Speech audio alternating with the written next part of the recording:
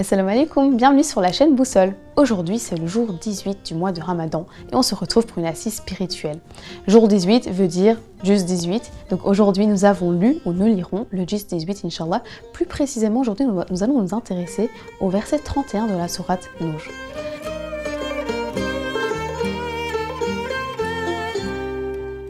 Bismillahirrahmanirrahim.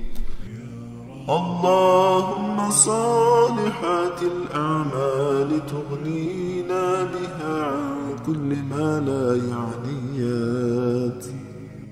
Au nom de Dieu, le plus miséricordieux, le plus compatissant. Ya Allah, fais-nous accomplir de bonnes actions. Emploie-nous à des actions utiles, honorables et bonnes. Et fais-nous faire ce qui te plaît, ce dont tu es satisfait, et ce qui est propice à la paix dans ce monde, et à la prospérité et à la félicité dans l'au-delà, afin qu'il nous empêche d'adopter toutes sortes d'attitudes et de comportements frivroles et abjects, incompatibles avec le but de notre création. اللهم صداقة واستقامة تغنينا بهما عن كل الضلالات. Ya Allah, compte-nous parmi les gens loyaux qui pensent justement, parlent convenablement, se comportent décemment et ancrent en même temps la droiture dans leur cœur. Et joins-nous au groupe des gens de la droiture qui évitent l'extrémisme dans leurs croyances, les actes, leurs comportements tels que le manger et le boire, et font attention à marcher sur le chemin des prophètes, des véritiques, des martyrs et des vertueux.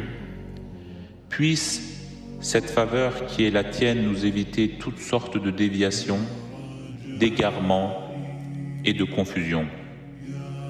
اللهم حسنة من لدنك تغنينا بها عن إحسان من سواك. Ya Allah, honore-nous d'une bonté, d'une beauté et d'une générosité digne de ta miséricorde, de ta bonté et de ta grandeur, et non pas en fonction de nos mérites, de nos capacités et de notre impuissance. Puisse-t-elle être telle qu'elle nous détache des attentes et des miettes de miséricorde qui tournent nos yeux vers les autres. اللهم برا من لدنك تغنينا به عن بر من سواك. Ya Allah, honore-nous d'une bonté spirituelle et d'une piété de ta divine majesté. Compte-nous parmi les pieux qui cherchent à atteindre la vérité à travers l'abstinence mondaine, si bien que cela nous rendra indépendants de toutes sortes de faveurs d'autrui. Aujourd'hui, nous allons nous baser en fait sur ce verset. On va s'intéresser principalement à deux ordres dans ce verset, mais si ça vous intéresse, vous pouvez bien évidemment aller lire la traduction pour un peu mieux comprendre l'assise. Ce verset parle de l'éthique vestimentaire dans l'islam. Il n'est bien évidemment pas le seul à en parler, mais aujourd'hui, on va s'y intéresser plus particulièrement. Donc dans ce verset, il y a deux ordres. Premier ordre, c'est donner aux musulmans et aux musulmanes de s'habiller de manière éthique. Et le deuxième ordre, c'est on ne peut pas regarder les zones de pudeur d'autrui selon la proximité et la distance, donc le mahrem et le non-mahrem. Donc je vous invite à relire vraiment le verset pour le détail. Alors le premier ordre dans le verset, donc c'est pourquoi on dit tenue vestimentaire éthique, c'est quoi? On va s'intéresser. Donc malheureusement, on ramène ça au voile des filles. Par voile, on entend quoi? Un morceau de tissu sur la tête, mais bien évidemment que ce n'est pas ça. Donc on va commencer par définir le terme islamique tesettur. Dans le jargon technique, en fait, on parle de tesettur qui veut dire en fait cacher quelque chose, couvrir. Le tesettur, c'est effectivement cacher quelque chose de quelque chose. Donc Pour bien comprendre, on doit refaire un peu l'histoire dans laquelle les ordres religieux ont été communiqués. Au départ, au-delà des fondements de la foi, et quand on parle des piliers de l'islam, la première chose qui a été ordonnée, c'est la prière. Puis il y a eu le jeûne, la zakat, l'aumône et le pèlerinage. Et donc, très longtemps après l'ordre de la révélation, c'est le Tesettür qui est arrivé comme ordre divin. Donc le musulman doit en fait renforcer sa foi et mettre en pratique des ordres et la cerise sur le gâteau, en fait, ça va de la tenue islamique qui va prendre place. Donc peu importe la séquence, l'ordre du Tesettür est dans le Coran. Et donc le musulman ou la musulmane consciente ou conscient, en fait, a le devoir, doit appliquer le Tesettür. Donc attention, hein, pas juste la femme musulmane, l'homme musulman aussi. Premièrement, le Tesettür, c'est avoir un bon comportement. Le bon comportement envers Allah. Prier, jeûner, ne pas râler, ne pas boire de l'alcool, ne pas faire de la médisance. Donc en gros, obéir aux farz et rester loin du haram. Dans la sourate 7, Araf, le verset 26, Allah dit « Ô enfants d'Adam, nous avons fait descendre sur vous un vêtement pour cacher vos nudités, ainsi que des parures. Mais le vêtement de la piété, voilà qui est meilleur. » Donc c'est un des signes de la puissance d'Allah, afin qu'il se rappelle. Alors, deuxièmement, l'ordre dans le verset, c'est celui, donc on a dit ne pas regarder les zones de pudeur d'autrui selon la proximité et la distance, hein, le mahrem et le non-mahrem.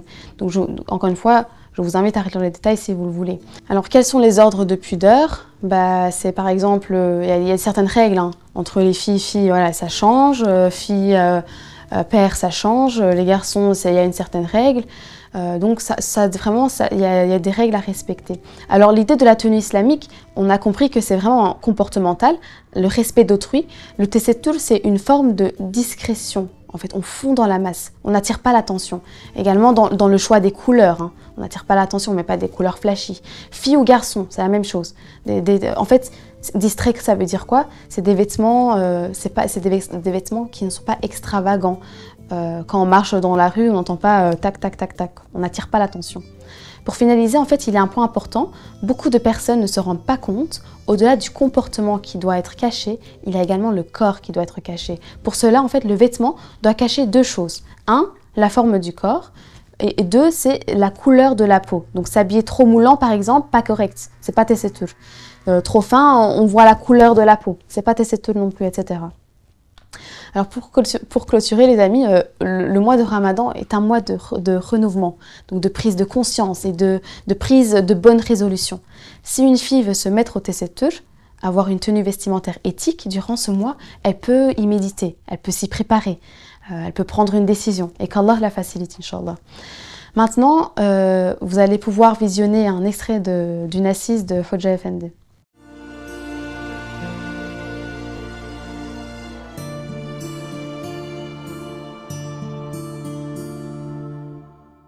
İftar vakti ayrı bir şey var, neşesi var onun. Aç, susuz duruyorsunuz. Yani bir yudum suya böyle dudaklarınız kurumuş bir olsa da filan diyorsunuz. Sonra orucunuzu bozacağınız, iftar edeceğiniz zamanda o Cenab-ı Hakk'ın nimetinin kadri kıymetini bilme. Le in şekertum la azidennekum ve le in kefertum min azabil şedid. Şükrederseniz nimetimi artırırım ben. Şimdi Ramazan-ı Şerif'te o bir bardak suyun kadri kıymeti biliniyor. Orada öyle bir şükrediyorsunuz ki siz halen en azından elhamdülillah ya Rabbi sen bu suyu yaratmışsın. Su ile benim ağzımdaki münasebeti yaratmışsın. Yutağımdaki münasebeti yaratmışsın. Vücudumdaki münasebeti yaratmışsın. Vücudumda suya ihtiyacı yaratmışsın sen. Ve ben bütün bunları hissediyorum yani. Onu yaratmışsın. İnsan bunları düşünmeyince zannediyorum gafilane yaşıyor demektir.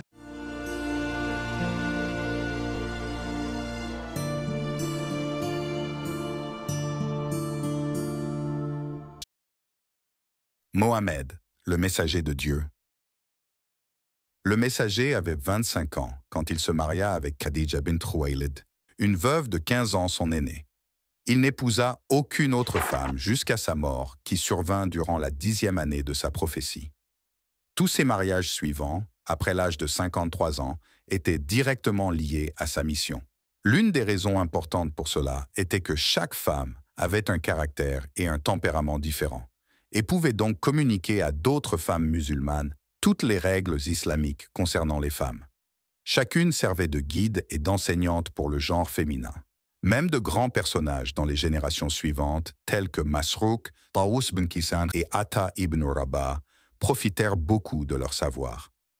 La science du hadith en particulier doit beaucoup à Aïcha, qui rapporta plus de 5000 hadiths du messager et fut un grand juriste. Mohammed, le messager de Dieu. Alors je termine la vidéo en donnant la question du jour qui est « Combien y a-t-il d'ordres dans le verset que nous avons lu aujourd'hui ?» Écrivez vos réponses en commentaire avant demain midi pour tenter de gagner un cadeau. Merci d'avoir visionné la vidéo et à demain pour de nouvelles découvertes, Inch'Allah. Assalamu alaikum wa rahmatullahi wa barakatuh.